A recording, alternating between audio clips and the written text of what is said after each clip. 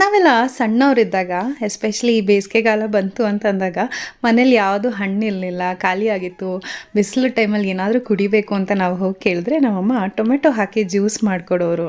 ಇವತ್ತು ಯಾಕೋ ಆ ಜ್ಯೂಸ್ ಕುಡಿಬೇಕು ಅಂತ ತುಂಬಾ ಅನಿಸ್ತಾ ಇತ್ತು. ಹಾಗಾಗಿ ಟೊಮೆಟೊ ಹಾಕಿ ಜ್ಯೂಸ್ ಮಾಡ್ಕೊಂಡಿದ್ದೆ.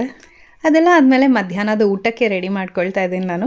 ತುಂಬಾ ಸುಲಭ ತರಕಾರಿಗಳು ಎಲ್ಲ ಹಾಕಿ 1 ಪಾಟ್ ಮೀಲ್ ಮಾಡ್ತಾ ಇದ್ದೀನಿ. ಇದಕ್ಕೆ ನಾನು 3/4 ಲೋಟದಷ್ಟು ಅಕ್ಕಿ ತೊಳೆದಿಟ್ಕೊಂಡಿದ್ದೀನಿ. ಇದಕ್ಕೆ ತರಕಾರಿಗಳು ಅಂದರೆ ಬೀನ್ಸು, ಕ್ಯಾರೆಟು, ಆಲೂಗೆಡ್ಡೆ, ಬಟಾಣಿ ಮತ್ತು ಕಡಲೆ ಬೀಜ ಇಷ್ಟನ್ನು ಹಾಕಿ 2 ಟೊಮೆಟೊ ಹೆಚ್ಚಿರೋದು ಹಾಕ್ಕೊಂಡು ಕಾಯಿ ತುರಿ, 2 ಚಮಚದಷ್ಟು ವಾಂಗಿಬಾತ್ ಪುಡಿ ಮತ್ತು ಉಪ್ಪು ಇಷ್ಟನ್ನು ಹಾಕ್ಕೊಂಡಿದ್ದೀನಿ.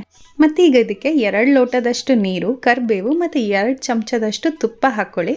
ಇಲ್ಲಿ ವಿಡಿಯೋನಲ್ಲಿ ತುಪ್ಪ ಹಾಕೋ ಸ್ಟೆಪ್ ಮಿಸ್ ಆಗಿಬಿಟ್ಟಿದೆ. ಈಗ ಕುಕ್ಕರ್ ಮುಚ್ಚಳ ಮುಚ್ಚಿ ಒಂದು 2ರಿಂದ 3 ವಿಸಿಲ್ ಚೆನ್ನಾಗಿ ಕೂಗಿಸ್ಕೊಂಡ್ಬಿಟ್ರೆ 1 pot meal vegetable bath ready ಆಗೋಗುತ್ತೆ. ತುಂಬಾ ಬೇಗ ಆಗುತ್ತೆ ಮತ್ತು ಅಷ್ಟೇ ಹೆಲ್ದಿ ಕೂಡ.